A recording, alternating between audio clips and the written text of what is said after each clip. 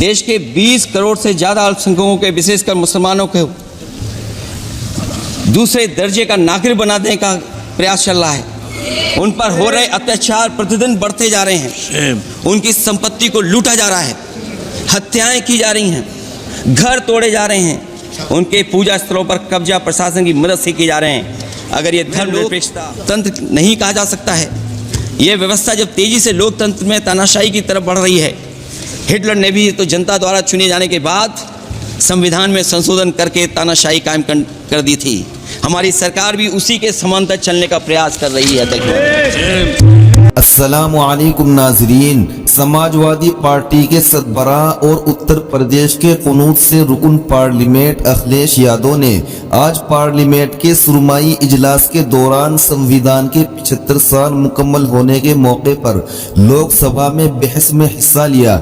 इस दौरान अखिलेश यादव ने मुसलमानों को भी जबरदस्त मुद्दा उठाया है और बड़ी गहरी बातें कही हैं। वो आगे वीडियो में आप जरूर देखिए। नाजरीन, रुकन पार्लियामेंट अखिलेश यादव ने कहा कि मैं संविधान बनाने वाले बाबा भीमराव अंबेडकर जी को सलाम पेश करता हूं और इस संविधान की वजह से मुल्क मुत्तहिद है, मगर आज मुल्क में अमीर और गरीब के दरमियान गहरी खाई है। मुल्क में इजहार राय की आज़ादी पर बहस करते हुए अखिलेश यादव ने कहा कि आर्टिकल 14 कानून के सामने मसावात का क्या हो रहा है। मुल्क में एक ही कानून है, मगर कुछ के लिए अलग और दूसरों के लिए अलग।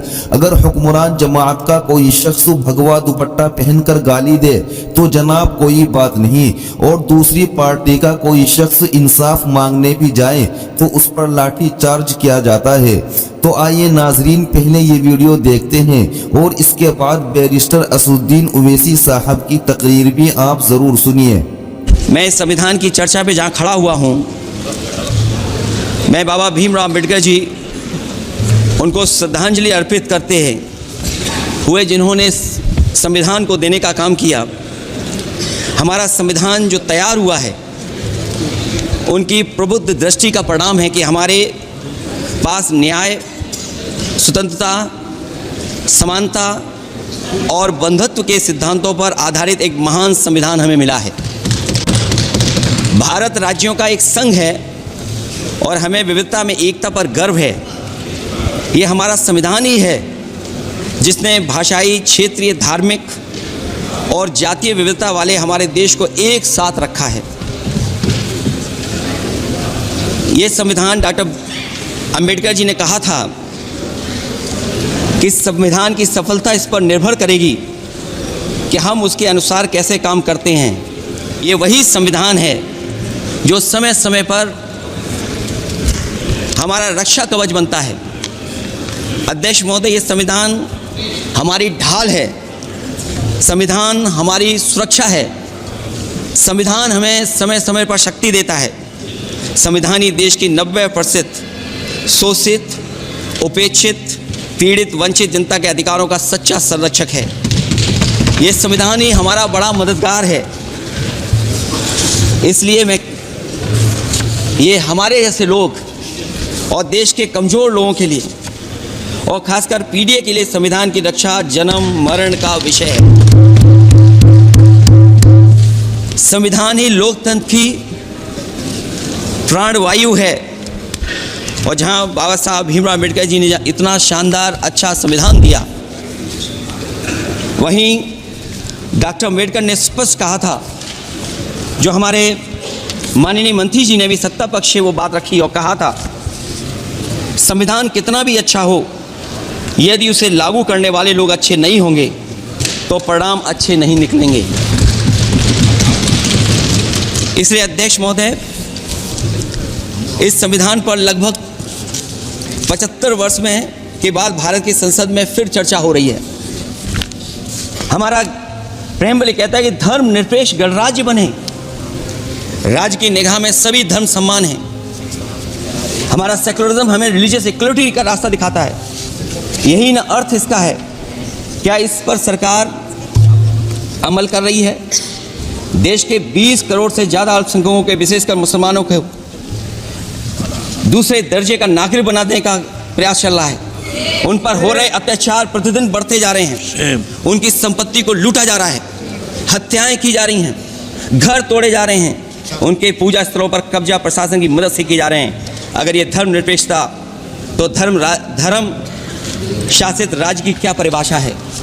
और हाल ही में हम लोगों ने अध्यक्ष महोदय उदाहरण देखा है कि किस तरीके से उत्तर प्रदेश में कई महत्वपूर्ण जगह पर इस तरह की घटनाएं जानबूझ करके की गई। मुझे याद है उस समय जिस समय उत्तर प्रदेश का इलेक्शन चल रहा था,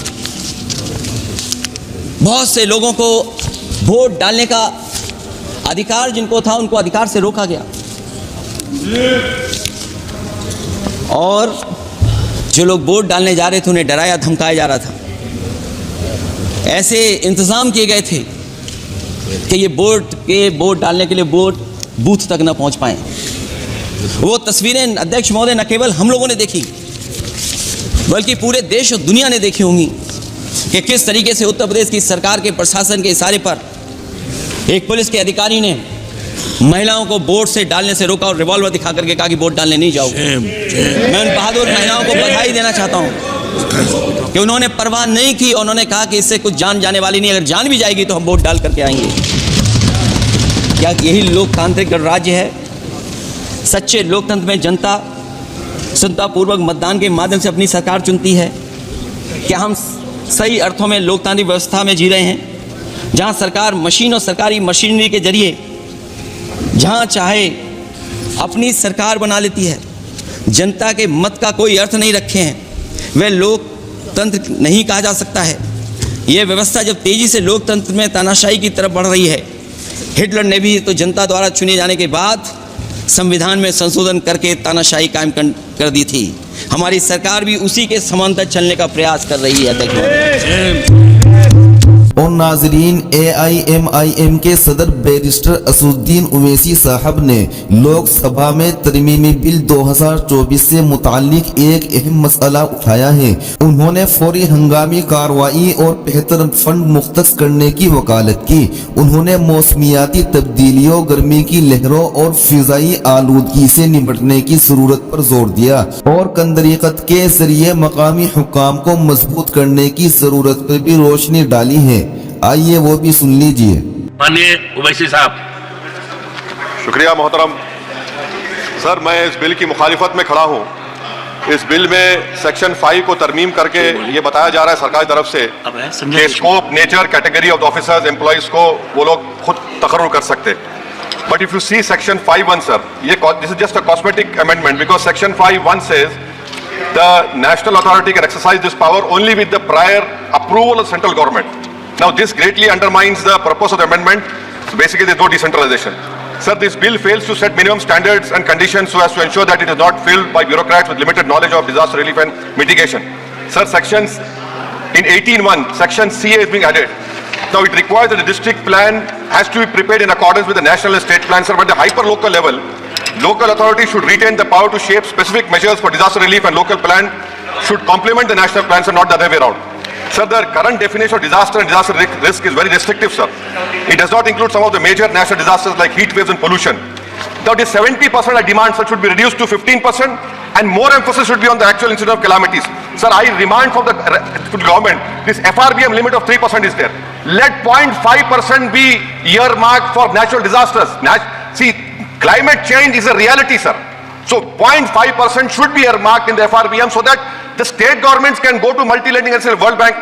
And last point, sir, in my state in August, September, Honorable Minister Mr. Bandi Sanjay is sitting over here. In August 20 and September 23, we had floods and huge rainfall. 10,000 crores has been the loss. Only 2,300 crore damages to roads, sir. Still now, government is not releasing the money. Districts like Mahbubabad, Suryapet, Khammam and Warangal have suffered huge losses. There has been human loss, cattle loss, property loss, especially of Dalit community. I'm concluding. So I demand that the request being made by the Honorable Chief Minister Revanth Reddy on behalf of Telangana, Mr. Bandi Sanjay should pursue it and ensure Telangana is done justice. Lastly, sir, vacancies NDRF, sir. There are 14,197 personnel in service against the sanctioned strength of 18,557. And why are you not able to stop mudslides? Floods which are happening in Himachal and Kerala, floods are happening in Bihar. What are you doing? NDRF fund is 600 crores. Is 600 crores enough? Why don't you increase it to 10,000 crores when money is a no issue for you? Every time we say. So that is why, sir, I oppose this bill on this ground. Thank you, sir.